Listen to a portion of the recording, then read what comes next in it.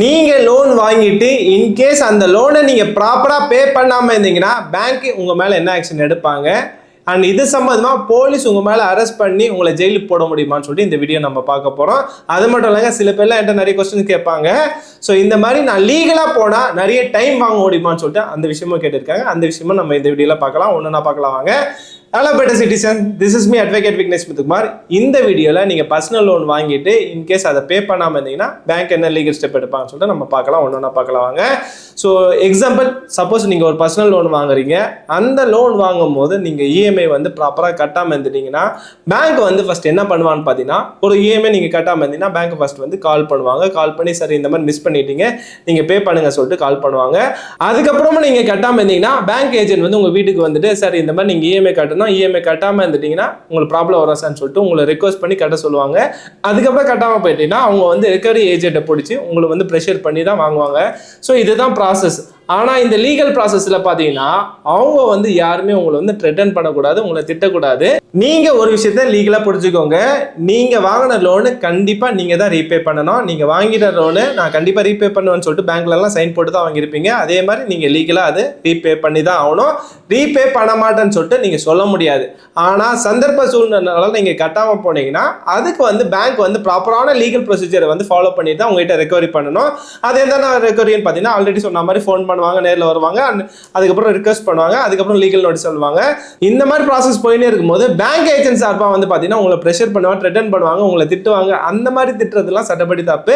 சில டைம்ல வந்து பார்த்தீங்கன்னா நான் போலீஸ் பேசுறேன், நான் அட்வொகேட் பேசுறேன், நான் வந்து ஜட்ஜஸ் பேசுறேன்னு சொல்லிட்டு இந்த மாதிரி உங்களுக்கு கால் பண்ணி த்ரெட்டன் பண்ணுவாங்க. லீகலாக பார்த்தீங்கன்னா அந்த மாதிரி விஷயம்லாம் பண்றது ரொம்ப ரொம்ப தப்பு, சட்டப்படி தப்பு. இன்கேஸ் நீங்க பாதிக்கப்பட்டவங்க நீங்க கம்ப்ளைண்ட் கொடுத்தீங்கன்னா அந்த யார் கால் பண்ணாலும் அவங்க மேல கேஸ் ரிஜிஸ்டர் ஆகும், போலீஸ் கேஸ் ரிஜிஸ்டர் ஆகுது வாய்ப்பு இருக்கு.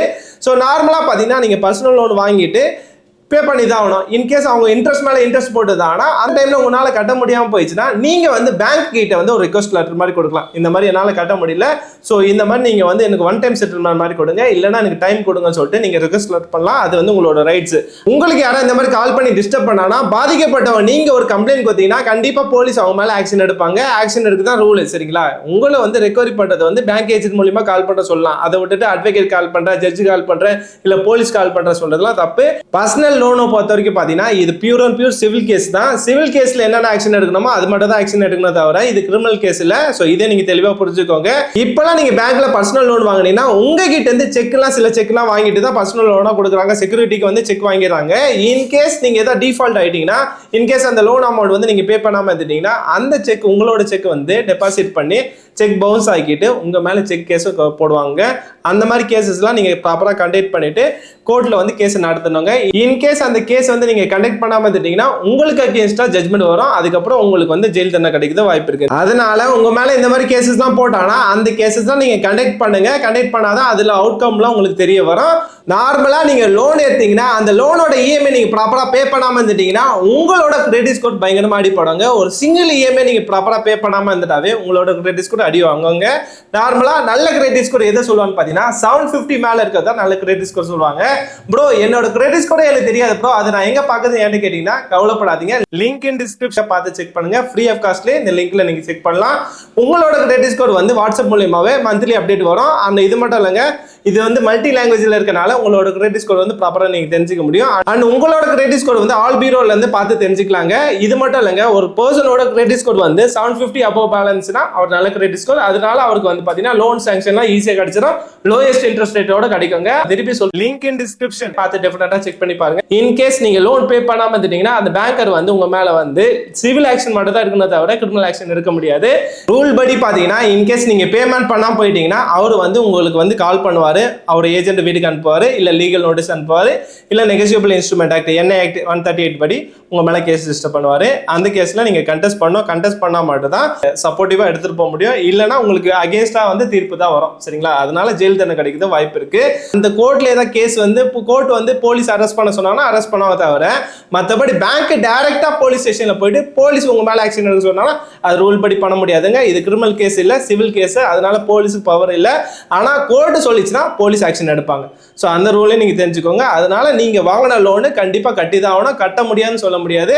அது இன்ட்ரெஸ்ட் ஏதாவது தப்பாக போட்டுருந்தாங்கன்னா அவங்கள பற்றி நீங்கள் பேங்க் ஓம்பட்ஸ்மேனில் நீங்கள் கம்ப்ளைண்ட் ஃபைல் பண்ணலாம்.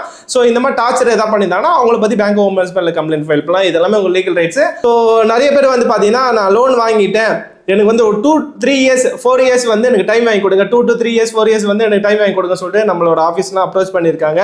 ஆனால் லீகலாக பார்த்தீங்கன்னா நம்ம சென்னையில் பார்த்த வரைக்கும் பார்த்தீங்கன்னா அந்த மாதிரி டைம்லாம் வாங்குது இம்பாசிபிள், கொஞ்சம் இம்பாசிபிள் தான். ஏன்னா நீங்கள் லோன் வாங்கிட்ட பிறகு அந்த லோன் வந்து கட்டாமல் போயிட்டீங்கன்னா என்பி ஆக்கிடுவாங்க. என்பி ஆக்கிட்ட பிறகு பேங்க் மேனேஜர் வந்து ப்ராசஸ் பண்ண ஆரம்பிச்சிருவாரு, அதை ரெக்கவரி பண்ணுறதுக்கு ப்ராசஸ் பண்ண ஆரம்பிச்சிருவாரு. ஒன் டைம் செட்டில்மெண்ட் மாதிரி கொடுப்பாரு. அந்த ஆப்ஷன் வந்து உங்களுக்கு சூட்டபிள் இருந்துச்சுன்னா நீங்கள் அங்கேயே க்ளோஸ் பண்ணிட்டு போயிடலாம். இன்கேஸ் அவர் கொடுக்காம போயிட்டானா அந்த டைம் வேணால் நீங்கள் கோர்ட் அப்ரோச் பண்ணி ஒன் டைம் செட்டில்மெண்ட் கொடுக்க மாட்டாரு, நான் இந்த அமௌண்ட் கொடுக்க ரெடியாக இருக்கேன், எனக்கு வந்து சேல் பண்ணிட்டேன், ப்ராப்பர்ட்டி சேல் பண்ணிட்டேன், இப்போ நான் காசு வச்சிருக்கேன், ஸோ அந்த டைம் நான் டிஃபால்ட் ஆகிட்டேன், இப்போ நான் காசு வச்சிருக்கேன், நான் பேமெண்ட் பண்ண ரெடியாக இருக்கேன்னு சொல்லிட்டு நீ சொன்னீங்கன்னா அந்த டைமில் வேணால் கோர்ட் வந்து கன்சிடர் பண்ணுவாங்க. மற்றபடி நீங்கள் வாங்கின பிரின்சிபல் அமௌண்ட்டோட கம்மியாக எந்த கோர்ட்டும் கொடுக்க சொல்ல மாட்டாங்க நார்மலா. ஏன்னா பேங்கோட காசுலாம் நார்மலா யார் காசுன்னு நினைக்கிறீங்க? எல்லாம் மக்களோட காசு தான். மக்கள் டெபாசிட் பண்றது தான் பேங்க் வந்து இந்த மாதிரி லோனா கொடுத்துருவாங்க, லோனு கொடுத்து ரெக்கவரி பண்ணுவாங்க. ஸோ அதனால பிரின்சிபலுக்கு கீழே நீங்கள் வாங்கின எக்ஸாம்பிள் வந்து 20 lakhs வாங்குறீங்க, 20 lakhs வந்து பிரின்சிபல் அமௌண்ட், அதுக்கு மேலே போகிறதுலாம் இன்ட்ரெஸ்ட் 30 lakhs 40 lakhs எல்லாம் இன்ட்ரெஸ்ட். ஸோ அந்த 20 lakhs பிரின்சிபல் அமௌண்ட் இருக்கு பார்த்தீங்களா, அது கீழே பேங்க் வந்து நீங்கள் கொடுக்கக்கூடாது அதெல்லாம் சொல்ல மாட்டாங்க. நீங்கள் அந்த 20 lakhs கம்பல்சரி தரணும். அந்த இன்ட்ரெஸ்ட் மட்டும் கொஞ்சம் வெய்வர் பண்ணுவாங்க. நார்மலாக கோர்ட் வந்து இன்ட்ரெஸ்ட் மட்டும் வெய்வர் பண்ணுவாங்க. அது டிபெண்ட்ஸ் ஆன் த இன்ட்ரெஸ்ட்டுங்க. இன்ட்ரெஸ்ட் பர்சன் வந்து ஜாஸ்தியாக சார்ஜ் பண்ணியிருந்தாங்கன்னா அந்த இன்ட்ரெஸ்ட் மட்டும் கம்மி பண்ண சொல்லுவாங்க. மற்றபடி பிரின்சிபல் அமௌண்ட் மேக்ஸிமம் பே பண்ண சொல்லிடுவாங்க. ஸோ அதனால நீங்கள் லோன் வாங்கினீங்கன்னா அந்த லோன் ரீபே பண்ணுறது உங்களோட கடமை. யாரோ உங்ககிட்ட வந்துட்டு லோன் வாங்கினா நீங்கள் ரீபே பண்ண தேவைன்னு சொல்லிட்டு யாரோ சொன்னாங்கன்னா அதை நம்பாதீங்க. ஏன்னா உங்ககிட்ட அசெட் ஏதாவது இருந்துச்சுன்னா கண்டிப்பாக அதை கட்டி தான் ஆகணும். இன்சால்வன்சின்னு ஒரு பெட்டிஷன் இருக்குது, அதை பற்றி என்ன சொல்லுங்க ப்ரோன்னு கேட்டிங்கன்னா அதுக்கு தனியாக ஒரு எக்ஸ்க்ளூசிவாக நான் வீடியோ போடுறேங்க. ஸோ நிறைய பேர் இன்சால்வன்சி பெட்டிஷன் கமெண்ட்ஸில் சொன்னீங்கன்னா அதை படி நான் ரெடி பண்ணி உங்களுக்கு நான் ப்ரிப்பேர் பண்ணி போடுறேங்க. ஸோ நான் இப்போ வரைக்கும் ரூல் படி பார்த்தீங்கன்னா பேங்க் ஏஜென்ட் வந்து உங்கள் மேலே வந்து டைரெக்டாக போலீஸ் கம்ப்ளைண்ட் கொடுக்க முடியாது. ஸோ கோர்ட் மூலிமா போயிட்டு தான் போலீஸ் கம்ப்ளைண்ட் கொடுக்க முடியும். அது மோரோவர் பார்த்தீங்கன்னா நீங்கள் ஒன் டைம் செட்டில்மெண்ட் வந்து அப்ரோச் பண்ணலாம், பேங்க் மேனேஜர்கிட்டே அப்ரோச் பண்ணலாம். அதுக்கப்புறம் பேங்க் மேனேஜர் முடியலன்னு சொல்லிட்டாங்கன்னா நீங்கள் கோர்ட்டை அப்ரோச் பண்ணலாம். கோர்ட் அப்ரோச் பண்ணி ஒரு 3 to 6 months வரைக்கும் டைம் கேட்கலாம். மேக்ஸிமம் அவ்வளோதான் டைம் கேட்க முடியும். அதான் depends on the court consider பண்ண மாட்டேதான் அவங்களோட ஸ்டேட்டஸ் எல்லாம் கன்சிடர் பண்ணி தான். நீங்கள் கோர்ட்டில் போய் சொன்னீங்கன்னா அதுவே அஃபென்ஸு. ஸோ அதனால அதையும் தெரிஞ்சுக்கோங்க. ஸோ லோன் நிறைய வாங்கிட்டு நிறைய பேர் ப்ராப்ளத்தில் தான் இருக்காங்க. ஸோ உங்களுக்கு தேவைப்பட்டால் மட்டும் லோன் வாங்குங்க, மற்றபடி லோன் வாங்காதீங்க. லோனு நீங்கள் ப்ராப்பராக கட்டாததுக்காக பேங்க் ஏஜென்ட்டோ இல்லை யாரோ வந்து உங்களுக்கு ரிட்டர்ன் பண்ணாலுமே அவங்கள பற்றி நீங்கள் RBI ஓம்பட்ஸ்மேனில் கம்ப்ளைண்ட் ஃபைல் பண்ணலாம். இதெல்லாமே உங்கள் லீகல் ரைட்ஸு. மற்றபடி பார்த்தீங்கன்னா போலீஸ் இதில் இன்வால்வ் ஆகக்கூடாது. யாராவது போலீஸ் உங்களுக்கு ஃபோன் பண்ணிட்டு நீ கட்டி ஆகணும் அது கட்டி ஆகணும்னு சொல்லிட்டு மிரட்டினாங்கன்னா அதை கால் ரெக்கார்டிங் பண்ணி அந்த போலீஸ் ஸ்டேஷனில் நீங்கள் கம்ப்ளைண்ட் கொடுக்கலாம். ஸோ இதெல்லாம் உங்கள் லீகல் ரைட்ஸ். இதையும் தெரிஞ்சுக்கோங்க. வேறு எதாவது நான் பேசணும்னு வச்சுக்க கமெண்ட்ஸ் சொல்லிடுங்க. Thank you for watching this video. Have a good day.